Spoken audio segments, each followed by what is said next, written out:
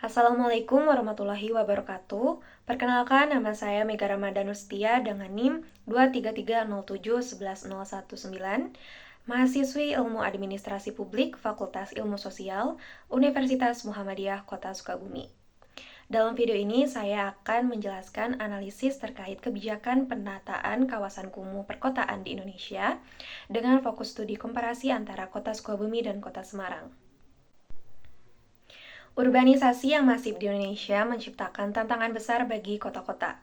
Berdasarkan data dari Badan Pusat Statistik pada tahun 2023 menunjukkan bahwa 7,94% rumah tangga Indonesia masih tinggal di permukiman kumuh.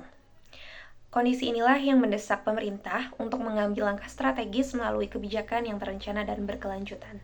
Saya akan menganalisis bagaimana dua kota dengan karakteristik yang berbeda menangani permasalahan kumuh perkotaan, serta mengevaluasinya menggunakan prinsip-prinsip tata kelola pemerintahan yang baik.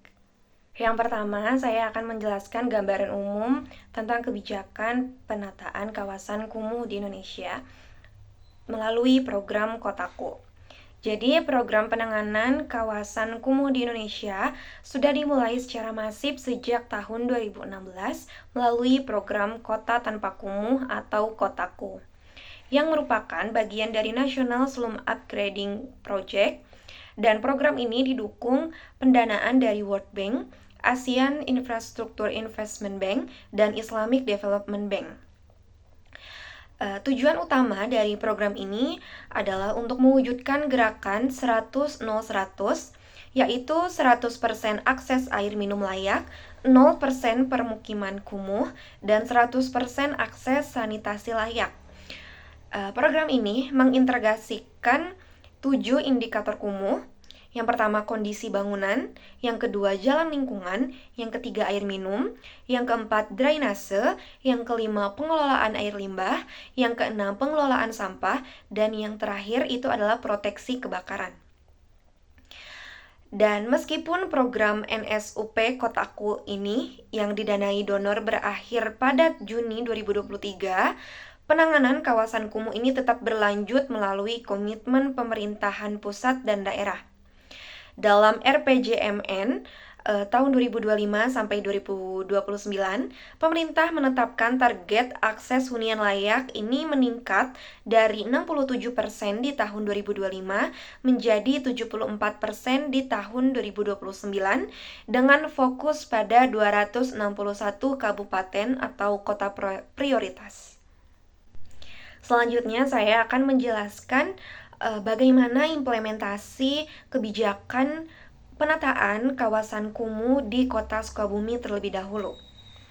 Kota Sukabumi dengan wilayah luas 48 km persegi dengan populasi 373.189 jiwa ini menjadikan Kota Sukabumi dengan kepadatan yang tinggi. Dan kondisi awal berdasarkan surat keputusan Wali Kota tahun 2021, kawasan kumuh di Sukabumi ini tercatat seluas 263 hektar yang tersebar di 33 kelurahan dan 7 kecamatan. Namun, berkat upaya sistematis hingga di akhir tahun 2024 ini, luas kawasan kumuh berhasil ditekan menjadi 160 hektar. Bahkan, 2 kelurahan yaitu Gunung Parang dan Citamiang telah dinyatakan bebas kumuh. Program dan strategi pemerintahan Kota Sukabumi untuk menangani kawasan kumuh di Kota Sukabumi ini, yang pertama adalah pemerintah Kota Sukabumi mengimplementasikan Festival Penuntasan Kawasan Kumuh atau Pusaka Awards untuk menilai progresivitas kelurahan dalam penanganan lingkungan. Jadi pemerintah Kota Sukabumi mengubah penanganan kumuh menjadi sebuah kompetisi antar kelurahan yang menjadi ajang prestasi agar para aparat kelurahan ini berlomba-lomba untuk berinovasi dalam penanganan kawasan kumuh. Yang kedua, pada tahun 2025, Kota Sukabumi memperoleh dana alokasi khusus sebesar 11 miliar rupiah untuk program penanganan kawasan kumuh terpadu yang saat ini sudah memasuki tahap mobilisasi material. Program ini difokuskan pada kawasan Cipelang Herang di Kecamatan Gunung Puyuh seluas 0,96 hektar. Yang ketiga, pemerintah Kota Sukabumi telah menyusun peraturan daerah tentang pencegahan dan peningkatan kualitas terhadap perumahan kumuh dan permukiman kumuh yang ditargetkan rampung pada tahun 2025. Di mana Perda ini akan mengatur 3 fokus, yaitu pencegahan, penanganan, dan pemeliharaan kawasan bebas kumuh. Selanjutnya, saya akan membandingkan implementasi penataan kawasan kota kumuh dengan kota Semarang. Sebagai ibu kota Provinsi Jawa Tengah, Semarang menghadapi tantangan yang lebih kompleks sebagai kota pesisir dengan dinamika pertumbuhan tinggi. Pada kondisi awal ini, di tahun 2021, kawasan kumuh di Semarang tercatat seluas 431 hektar. Namun, capaian Semarang ini sangat impresif. Pada tahun 2023, pemerintahan Kota Semarang berhasil menangani 192 hektar kawasan kumuh dan menurunkan angkanya menjadi 178,11 hektar. Lebih lanjut lagi, pada tahun 2024, kawasan kumuh ini hanya tersisa 44 hektar. Artinya, Semarang telah menangani hampir 90% kawasan kumuhnya.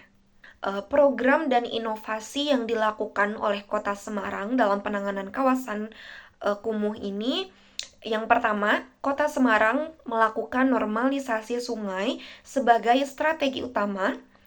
Normalisasi Sungai Beringin telah selesai dan dilanjutkan dengan normalisasi Sungai Plumbon yang saat ini telah menyelesaikan proses pembebasan lahan. Yang kedua, pemerintah Kota Semarang mengesahkan peraturan daerah penyelenggaraan kawasan perumahan dan permukiman sebagai landasan hukum, pencegahan dan mitigasi bencana kewilayahan. Yang ketiga, integrasi program multisektor mencakup pengelolaan sampah, rehabilitasi kawasan mangrove, perbaikan infrastruktur jalan, program rumah tidak layak huni, hingga peningkatan infrastruktur irigasi. Yang keempat, sebagai adaptasi iklim, Kota Semarang ini mengimplementasikan pemanenan air hujan, peresapan air melalui biopori, sistem hidroponik, dan aquaponik. Bahkan, Semarang merencanakan kerjasama pemerintah dengan badan usaha untuk pembangkit listrik tenaga sampah berkapasitas 18 MW di TPA Jatibarang yang akan terwujud pada tahun 2027. Dari kedua studi kasus tersebut, saya akan menjelaskan perbedaan dan juga persamaan yang signifikan dari kebijakan penanganan kawasan kumuh yang sudah diimplementasikan. Yang pertama, kedua kota memiliki komitmen yang kuat dengan target yang jelas menuju kawasan bebas kumuh. Yang kedua, keduanya ini menggunakan instrumen regulasi berupa peraturan daerah sebagai payung hukum.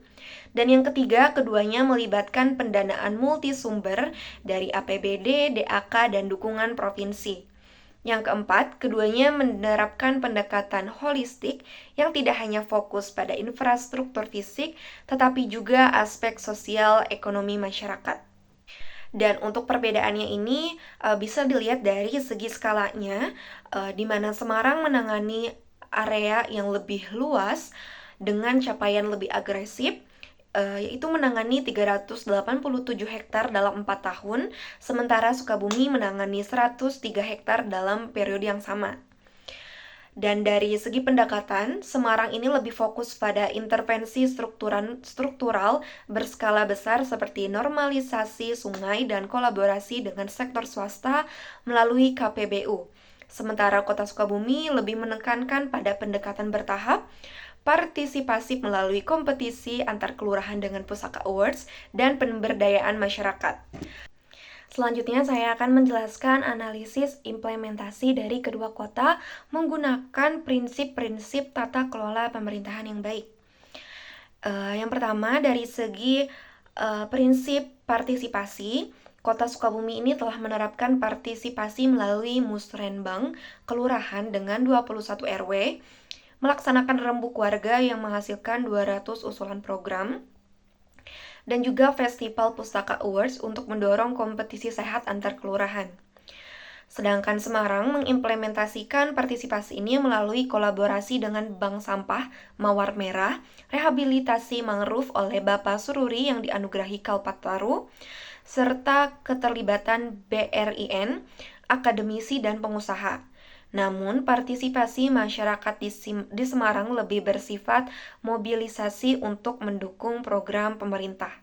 Yang kedua, dari segi prinsip transparansi, Kota Sukabumi ini menunjukkan transparansi melalui publikasi data kawasan kumuh yang konsisten dan terbuka, yaitu dengan penetapan SK kumuh setiap 5 tahun, juga proses penyusunan perda yang melibatkan kajian hukum, naskah akademik, dan pembahasan DPRD yang terbuka. Semarang juga menerapkan transparansi dengan publikasi capaian secara berkala, presentasi dalam forum lomba dari Lomba Hari Habitat Provinsi Jawa Tengah, dan keterbukaan dalam proses KPBU yang sedang digodok di Kementerian Keuangan. Yang ketiga, prinsip akuntabilitas, di mana kedua kota ini menunjukkan akuntabilitas melalui evaluasi berkala, pelaporan capaian kepada pemerintah provinsi dan pusat, serta monitoring implementasi DAK. Sukabumi melakukan evaluasi melalui Pusaka Awards, sementara Semarang melalui pemantauan dan evaluasi DAK tematik PPKT. Yang terakhir, jika dilihat dari segi keberlanjutannya, Kota Sukabumi ini fokus pada keberlanjutan kelembagaan dengan perda dan pemeliharaan kawasan bebas kumuh, sementara Semarang fokus pada keberlanjutan finansial melalui KPBU dan keberlanjutan lingkungan melalui adaptasi iklim. Selanjutnya, saya akan menjelaskan dampak kebijakan penataan kawasan kumuh perkotaan, di mana di sini dapat dilihat bahwa dampak positif program ini tuh sangat nyata, yaitu jika dilihat dari dampak ekonomi, beberapa kawasan yang tertangani menjadi lebih produktif. Contohnya di Semarang, kawasan Tugu yang dulunya kumuh, kini menjadi area yang lebih layak dengan peningkatan aktivitas ekonomi lokal. Dari segi dampak sosial, akses masyarakat terhadap infrastruktur dasar seperti air bersih, sanitasi, dan jalan meningkat signifikan. Kualitas hidup masyarakat di kawasan tertangani mengalami peningkatan juga. Kemudian dari segi dampak lingkungannya, pengurangan kumuh berkontribusi pada lingkungan yang lebih sehat, di mana program di Semarang bahkan mengintegrasikan adaptasi perubahan iklim dan rehabilitasi ekosistem mangrove. Dari segi dampak governance, kedua kota menunjukkan peningkatan kapasitas kelembagaan dalam mengelola program kompleks dan membangun sinergi multi-stakeholder. Kemudian dari analisis terkait kebijakan penataan kawasan kumuh perkotaan ini, dapat disimpulkan bahwa yang pertama, program penanganan kawasan kumuh di Indonesia ini menunjukkan proses signifikan meskipun fase pendanaan donor telah berakhir. Hal ini membuktikan komitmen pemerintah daerah dalam berkelanjutan program. Yang kedua, tidak ada satu model yang paling tepat. Semarang dengan pendekatan agresif ini cocok untuk kota besar dengan sumber daya yang memadai. Kota Sukabumi dengan pendekatan bertahap dan partisipasif cocok untuk kota menengah yang membangun fondasi kelembagaan yang kuat. Yang ketiga, implementasi prinsip tata kelola perkotaan yang baik terbukti menjadi kunci keberhasilan. Dengan partisipasi, transparansi, akuntabilitas, dan kolaborasi multi-stakeholder menjadi fondasi yang tidak bisa diabaikan. Program penanganan kawasan kumuh ini bukan hanya soal infrastruktur, tetapi juga tentang membangun kota yang inklusif, berkelanjutan, dan berkeadilan. Sukabumi dan Semarang telah menunjukkan bahwa dengan komitmen, kolaborasi, dan tata kelola yang baik, kota bebas kumuh ini bukan sekadar mimpi, tetapi target yang dapat dicapai. Demikian analisis kebijakan penanganan kawasan kumuh perkotaan ini. Semoga dapat bermanfaat untuk kita semua. Terima kasih atas perhatiannya. Wassalamualaikum warahmatullahi wabarakatuh.